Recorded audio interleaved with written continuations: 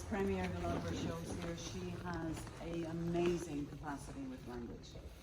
And she loves to look at some of the mythology of Greek and Roman, but also of Irish mythology. She's elevated these female roles into this. You're not allowed to walk on the tile, sorry. It's okay. So she has elevated these female roles fabulously. And the show, Girl on an Altar, is, I suppose, it's a look at Clytemnestra and Agamemnon. Agamemnon is the warlord who takes Troy. Now, people are often intimidated by Greek tragedies, and it's amazing to be able to sell a Greek tragedy in 2023. But her text is standalone. Like, you would, even if you're not a scholar, you would still get her story because it stands as a piece in itself. It's beautiful. But she's also a minimalist, right? Because her words are so strong. She hands to a set designer and director sky, sea, sand, bronze, stone. That's the set. So as a set designer, you have an open, beautiful canvas. And there is a man called, like Amy Cummins directed, and Tom Piper, so they all work together with Marina to try and really build, because it was premiered, it's a joint production with Killen in Kilburn in London. So in Kilburn was an old Irish community, would have been a great place to see a play like this as well, with a female Irish lead as kind of a warrior. So, but they did a joint production together, Killen and the Abbey. And Tom Piper is a world-renowned, he's a set designer, he's also an artist. He designed a beautiful piece for World War, I'm going to show you a picture of it, for World War, for the Battle of the Somme, World War I commemoration.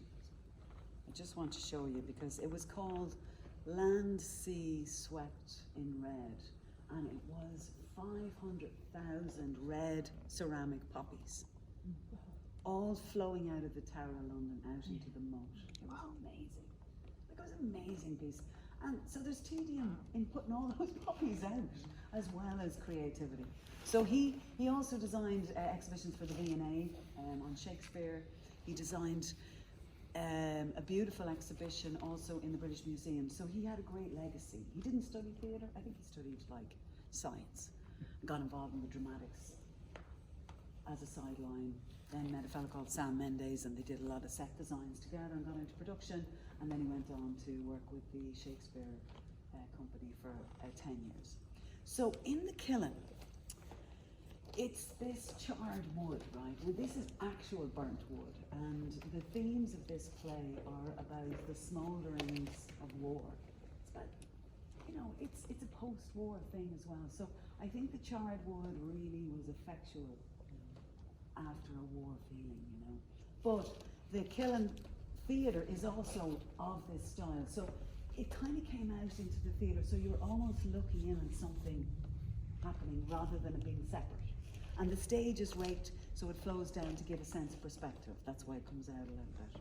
But the childhood, the other thing, the inspiration, if you look at these lovely little boxes, when Tom Piper designed it, there have been some very powerful photographs from Yugoslavia, from the war, of all the coffins in a big wooden room. And the only light that was getting in was through these little pocket windows at the top. So I suppose he was thinking about bringing that post-war, the consequences of the war. So you had the charred wood. Now they all had to be burnt.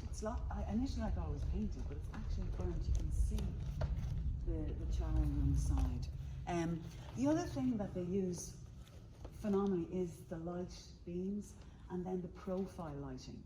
So the play is set in the inner chambers of Agamemnon's palace in Mycenae. So it's a bedroom. Like, I met a young Greek scholar after the show, and she couldn't believe that we learned about the domestic situation of Agamemnon. You shouldn't be hearing about him having fights with his wife. But it's a beautiful piece. And in here, you kind of have the scenes of Clytemnestra, his wife, her memories. This set allows for this flooring behind here and these doors open for the memories of the characters to be played out outside the inner chamber. So you don't have too many places. So with the use of light, projections, and this wooden paneling, you can create a lot of spaces to act out those memories. Does that make sense? Yeah. And so you have here then the bedroom. Now, there's a little thing in Greek, I suppose Greek in history, is that the Spartans, so Troy they're the posh people. Troy are old architecture, high culture. So they are very well to do. And Agamemnon raids Troy and brings back the spoils of war. So he's kind of like new rich. So they chose this white marble tiles. And I'll show you when we go behind this gold paneling as well. It's bond, it's gold dyed bond on the back. That kind of flashy look. Think of, you know, a marble bathroom with gold taps. Kind of that lovely flashy look. And the other thing to note, and I'll show you inside, Clytemnestra, she is his bride, and her bedspread is a little bit more flashy, while he has a second wife in the show called Cassandra from Troy, and her bedspread is very classic. It's nice greens and creams, none of this black and gold.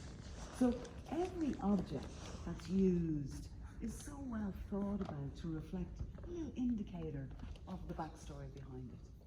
And then the other little thing, oh yeah, so the doors open here, and scenes also behind here are scenes that happen outside the palace, are also when Agamemnon comes back, the gold light is reflected beautifully, and it really elevates his kind of showy status.